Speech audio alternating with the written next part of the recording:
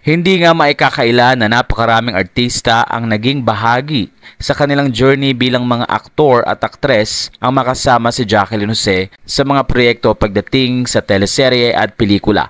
Isa na nga dito ay si Jolina Magdangal na kung saan ay kinuwento niya ang encounter at pagkakataon na makasama niya ang tinitingala at hinahanga ang aktres.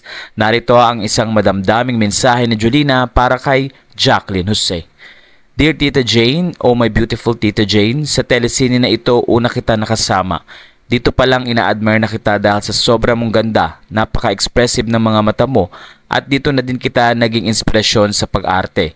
Di ka titing, wala akong hinaing sa pagbugbog mo sa akin dito at isa ito sa mga unforgettable experience ko pag-usapang sampalan sa eksena. First time ko maramdaman na ang lower part ng palad, katabi ng wrist, ay tumama ng malakas sa pangako. Napayakap tuloy ako ng bongga kay Jay Manalo, Diyos ko day. Dito gusto ko sana makipagtsikahan sa'yo pero hindi kita malapitan pag break time o wala tayong parehong eksena kasi feeling ko ikaw ay suplada. Pero nakatulong din yung di tayo nagtsikahan kaya naging natural na lang natakot ako sa'yo sa mga scenes. I love you, Tita Jane. Sa puntong ito ay pinakita ni Jolina ang ilan sa mga eksena sa nasabing telesine na kung saan ay marami nga siyang natutunan sa nasabing veteranang aktres.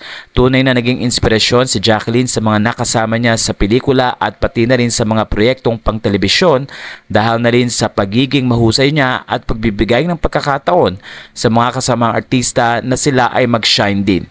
Makikita rin sa bawat eksena ang pagmamahal ni Jacqueline Jose sa kanyang trabaho. Kaya naman aminado ang maraming mga artista at mga tagahanga ang nagsasabing mamimiss nila na makita sa big screen at telebisyon ang pag-arte ng nag-iisang Jacqueline Jose.